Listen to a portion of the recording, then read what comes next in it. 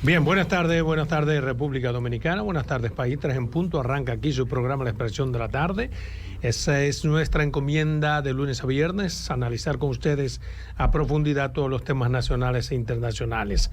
Pero antes, ¿cómo están ustedes, jóvenes? Bien, todo bien, gracias a Dios, todo bajo control, siempre control de Dios. Buenas tardes a la República Dominicana, al equipo y por supuesto a esa legión de amigos de aquí y de allá Dios te controla, que nos esperan.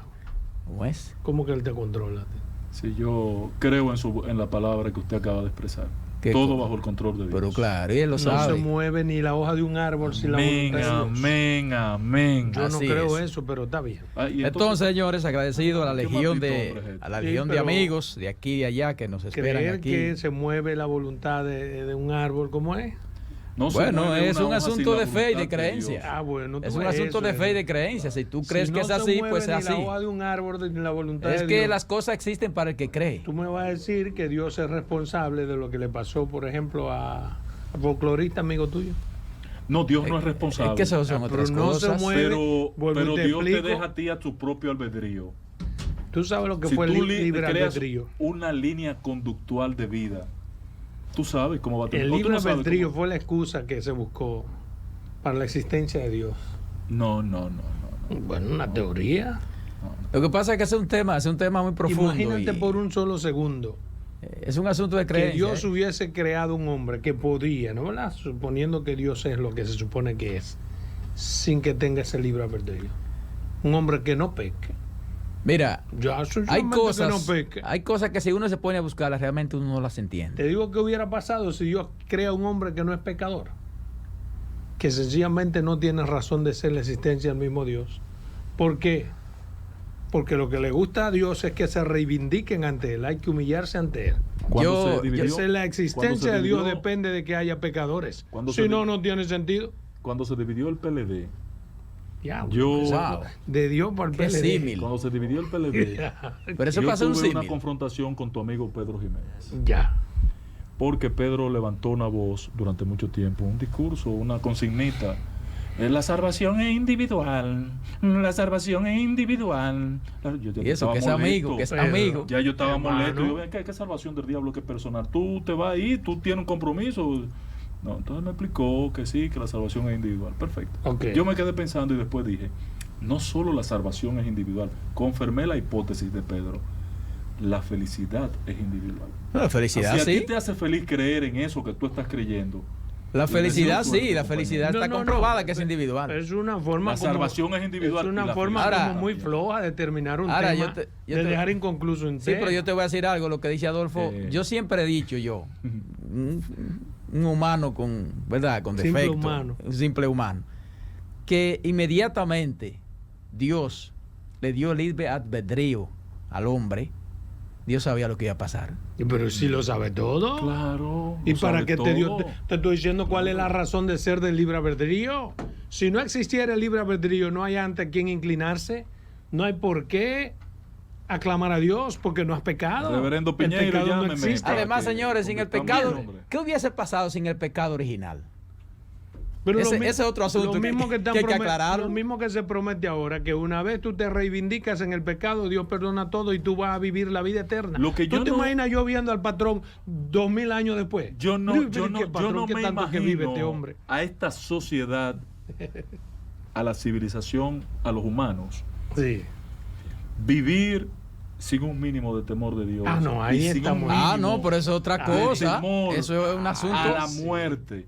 Oye, la gente tiene que tener temor a algo obligatoriamente. Ahí tú y yo estamos total y absolutamente de acuerdo. Y cuando te pongo estas teorías, no implica necesariamente que yo las comparta, sino que son teorías y esto es un think tank. Esto es un espacio de ideas, de pensamiento. Exacto. Un platón. Sí, aquí las ideas uno las pone y las debate, pero yo soy de los que creo incluso que si Dios no existiera, habría que inventárselo. Imagínense por un segundo el ser humano que no cree en Dios. Nos comiéramos los unos con los otros. Señor, porque eso es tan así, señores. Eso es tan así que la gente, la mayoría, hace su diablura en nombre de Dios. Sí. O sea, creyendo en Dios y hacen esa diablura. Imagínate tú. pero la hacen. Yo lo que no puedo entender tampoco de que un minuto antes de tú morirte tú te arrepientes y ya pasa como el que nunca hizo nada. No, nadie ha dicho eso. ¿Está en la Biblia? No, ¿dónde sí, está? Si te arrepintieras, búscalo, eso está en Génesis. Es bueno que tú te arrepientas, pero no que tú tengas la salvación. Por ejemplo, que Hitler que mandó a matar de tantos millones y yo que no he mandado a matar absolutamente. Nos arrepentimos al mismo tiempo y ya Dios no abraza a los dos igual. ¿Tú crees que es justo que yo me encuentre en el reino de Dios con Pedro, por ejemplo? No, con Pedro sí, pero con Putin. Sí, pero el arrepentimiento. Claro, yo quiero encontrarme con mi hermano. El arrepentimiento muchas veces, mira. Putin es duro. Pero hay una canción que dice: y rezan de buena fe y rezan de el corazón, arrepentimiento muchas veces es una imposición, ¿eh? Cuando monten el avión. ¿Oíste? El arrepentimiento muchas veces es una imposición. Porque no es verdad que una gente que descuartice a un ser humano y después se arrepiente. O sea, que sea familia mía, yo tengo que perdonarlo porque él se arrepintió. No, óyeme. Una cosa es que él se arrepiente, otra cosa es que tú lo perdones, son dos cosas bueno, diferentes. Pero, si tú quieres no lo perdones nunca, porque el arrepentimiento implica una limpieza de corazón. Pero el problema es que la gente relaja con eso, hacen 70 cosas y después me arrepiento. Porque la Biblia dice que tú te puedes arrepentir. Es como por ejemplo, después que uno llega a cierta edad, que ya uno no sirve absolutamente para nada, ¿qué hace el 99%? Se mete una Biblia aquí abajo y comienza a rezar y a decirle a la gente lo que hay que hacer y a criticarlo todo. ¿Y qué usted hizo? Conciliemos una posición. Tú tienes la razón. Dios gobierna nuestras vidas. Eso sí, ahí está bien. Entonces, ¿qué es lo que dice? Dios gobierna la vida de ustedes, está bien, yo no digo que no.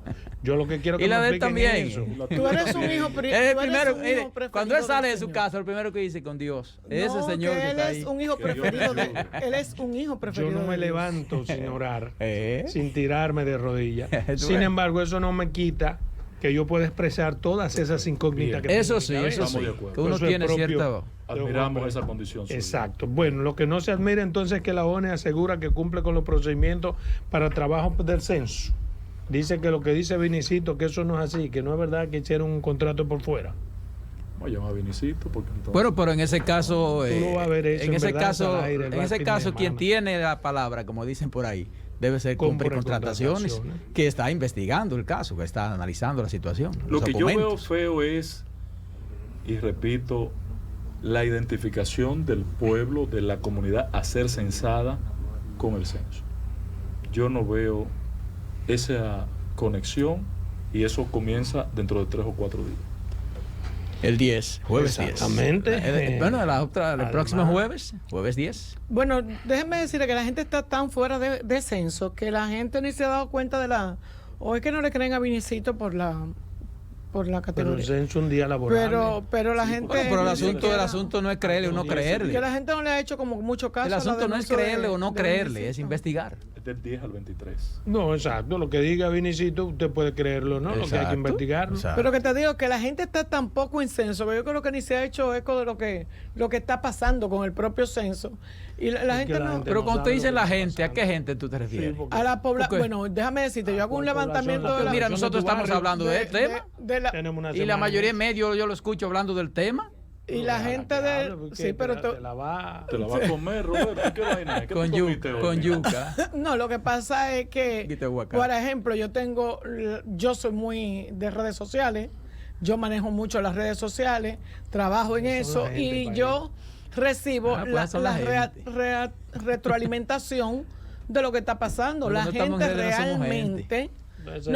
realmente, no, lo que pasa es que ahí uno hace un tipo de levantamiento y uno hace alguna ahí se puede hacer un levantamiento conexión. Bueno y un levantamiento malo. Pero es lo que te estoy diciendo, pero tú te das cuenta que ahí mismo tú oyes a la gente que no está enterada, no está concientizada. Pero tú te metes a la red ahora y la gente está en pelota.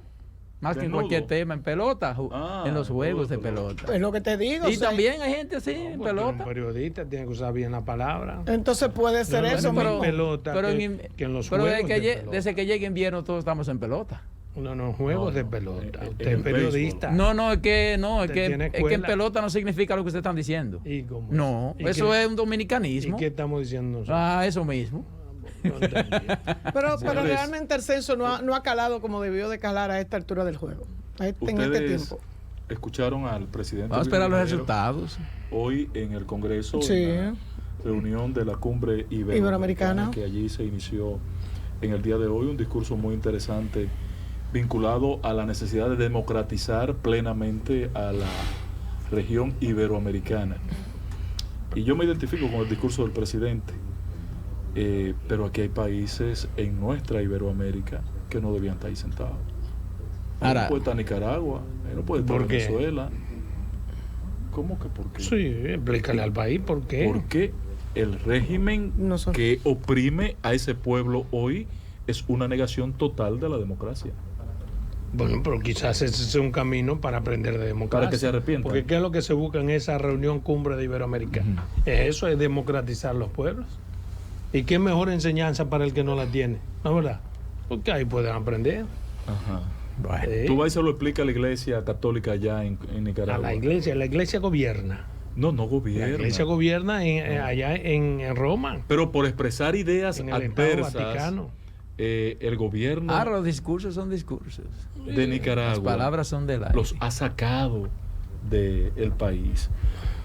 Cada uno de los que se atrevieron a presentarse como candidatos opositores a la tiranía de Daniel Ortega fueron apresados, condenados. No lo tienen ahí sentado a Nicaragua. Sí, está ahí. No, pero no puede ser. Claro que sí. Y Luis no le va a decir nada. Daniel Ortega es un hombre con luces. Pero en el contexto que dice el patrón, yo pienso que tiene la razón. No, pero gracias, Robert. Pero depende. Un abusador. Pero ¿qué es lo que le pasa a Daniel Ortega? Que era un hombre de avanzado, un izquierdista con unas ideas sumamente progresistas. Yo lo apoyé. Pasó a ser de repente un retrógrado, un cavernario. Sí. ¿Y de qué se trata el diálogo? Es esencial para la... Bueno, pero eso es lo que dice el diálogo. Es para la democratización. ¿Cuántos periodos que tiene ya? 4 periodos. Está bien. Pero lo que te quiero decir es que él cabe perfectamente ahí más que cualquiera, porque es el único que no le gusta dialugar. Bueno, entonces, para escuchar si... Entre 72 presidentes dándole en la madre para escuchar si sobre lo que es la democracia. Yo no creo en lo que Adolfo está diciendo. ¿Tú te crees eso que tú estás diciendo? No, patrón. A él hay que combatirlo con acciones colectivas de este grupo. No, yo creo que ese grupo no tiene que meterse con Nicaragua. Lo que es bueno para Juan es bueno para Juana. Y eso es lo que pasa. ¿Por qué tenemos nosotros que combatir a Nicaragua o al presidente de Nicaragua? Que lo combatan los nicaragüenses. No pueden estar pasando hambre. Bueno, es el mismo caso de Nicaragua. No hay ningún pueblo que esté en capacidad de no soportar lo que soporta. Igual que el caso de Venezuela. Sí. Cuando tú... Venezuela, que resuelvan los venezolanos. Aquí que resolvamos nosotros. Y no eso es lo que nosotros demandamos. Somos una libre autodeterminación. Somos un pueblo que tiene... no es lo que decimos. El problema es, Adolfo, que cuando el pueblo está subyugado, sometido a las condiciones en que está Venezuela... Que rompa las cadenas. En Venezuela y eso. Cuando tú te levantas por la mañana con un niño enfermo, pidiéndote leche... Tú no vas a ir a pensar en que vamos a combatir para sacar el gobierno. Ese es el momento. Sino en salir a buscar la comida y la medicina de mi hijo. No, si yo tuviera un hijo... Mi mente está comprometida en otra cosa. No, si yo tuviera un hijo bajo esas condiciones, yo me inmolara. Yo me lleno el cuerpo de bomba en nombre de mi pueblo y voy a explotar. En nombre de mi pueblo y de mis hijos. En una situación así, yo creo que se justifica. Mira, exactamente. Eso justifica que usted se llene de lo que sea y explote en el Palacio Nacional. Un país no puede permitir. Los pueblos tienen lo que en ocasiones merecen.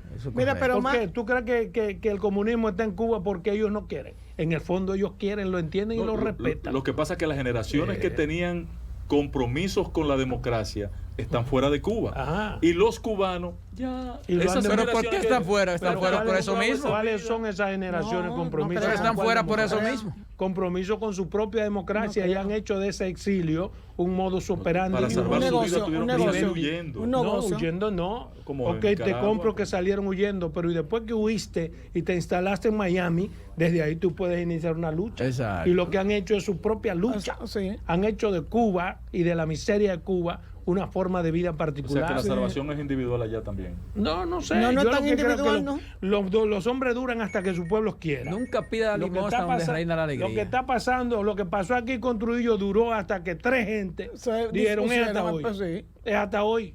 No me digas que en Cuba no se puede. Claro que se puede, pero esta generación no tiene eso. Sí, buenas tardes. Pero vamos a hacerlo nosotros. Vamos. Sí, adelante. Yo quisiera que la periodistas de nuestro país, los comunicadores, se dieran una vueltecita para Cuba.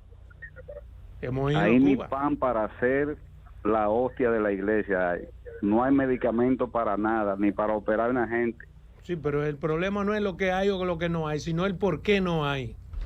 Porque es un pensamiento viciado. Creer que Cuba está en ese atraso, como efectivamente lo está, por el sistema cubano, y no es así. Tiene 60 años oprimido ese pueblo. Si Cuba tuviera la apertura que tenemos nosotros, capital del ante continente, Cuba hubiera que arrodillarse. Están más preparados, están listos para y aún para así, exactamente. Miren, pero ¿por qué no la tiene? ¿Por qué no la tiene? Pues tiene 60 años luchando contra quién. Cuando su liderazgo lo oprime, está subyugado. No, hombre, no. Eso tú lo sabes. Perseguido. Eso no puede ser un ciudadano.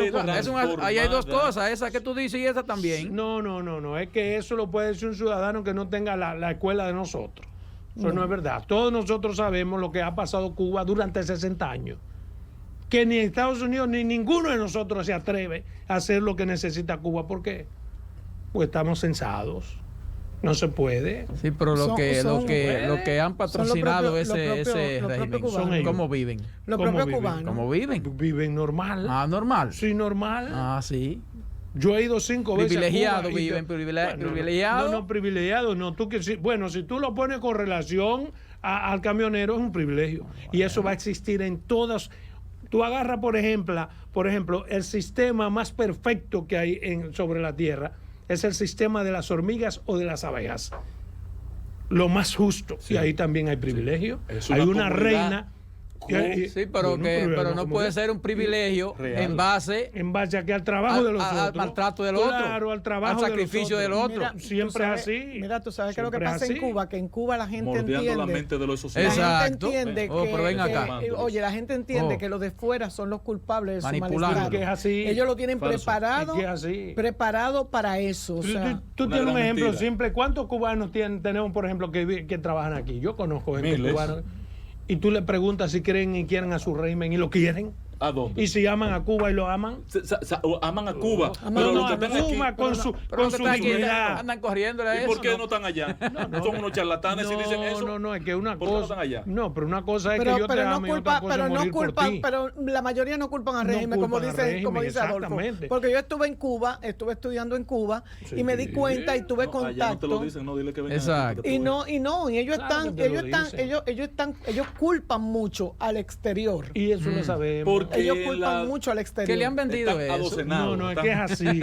Estados Unidos es responsable en el 80% de todo lo que ha pasado Cuba durante 60 años. Cuba. Yo creo que tiene responsabilidad, pero no total. Estados Unidos tiene la responsabilidad de no entender que con el embargo ellos generan una excusa para que ese régimen tenga Estados Unidos tiene la responsabilidad. Porque si tú le quitas el embargo va a pasar lo mismo. Sí. Cuba no va a dejar de ser lo que hoy es. Claro que no con pasa esa lo clase, mismo. No va a pasar esa clase líder. Quítale el embargo. ¿Por qué no se lo quitan por un mes? Quítale el embargo. O si le quitan el embargo, se hacen más ricos lo que son. Mira, yo te voy a decir que más rico, porque trae el embargo. Se demostró, la administración Obama se demostró. No es que Obama no lo pudo quitar. Le voy a decir algo. Sí, claro. No lo pudo quitar, pero aperturó. ¿Y a quién cómo iba Cuba? ¿Cómo era el crecimiento de Cuba? ¿A quién benefició? ¿Pero qué hicieron? ¿Pero qué han hecho? Le han cortado la luz. Exactamente. Pero mira cómo están los presidentes. Cuba creciente. Inclusive el propio Leonel Fernández y un grupo de presidentes más están pidiendo, y pidieron esta semana que flexibilicen, porque cogieron y le apretaron,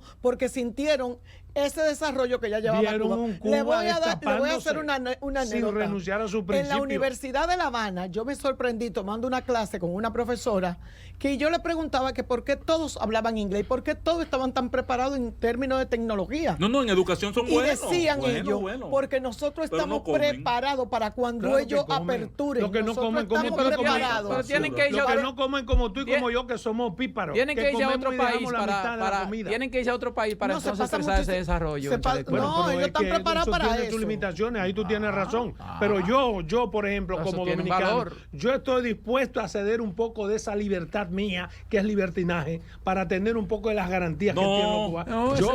Es un 2%. Si Celia Cruz te oye, te da una carrera. 2%. Celia Cruz, ¿cómo vivió Celia Cruz? Patrón, 2%. Porque salió de Cuba. Exacto. Un 2% apoya esa cuando posición de abrieron el Marielito, que salió toda la lacra que quiso salir. Nadie cambia la libertad por nada. ¿La qué? 2%. Nadie cambia la libertad por nada. 2%. Pero que es lo que te estoy diciendo. Yo cedo un poco de mi libertad. Pues yo traté de ir a Cuba. No es acomodado, ¿no? Ir a Cuba y ver lo que debí nacer en Cuba. No es acomodado. Yo he ido 5 veces a Cuba y cada vez, mire, Cuba es otra cosa. Sí, pero no es y el cubano vive con una dignidad que nosotros tiene un orgullo y una... Eso ¿Dignidad de qué? Mucha dignidad. Vamos.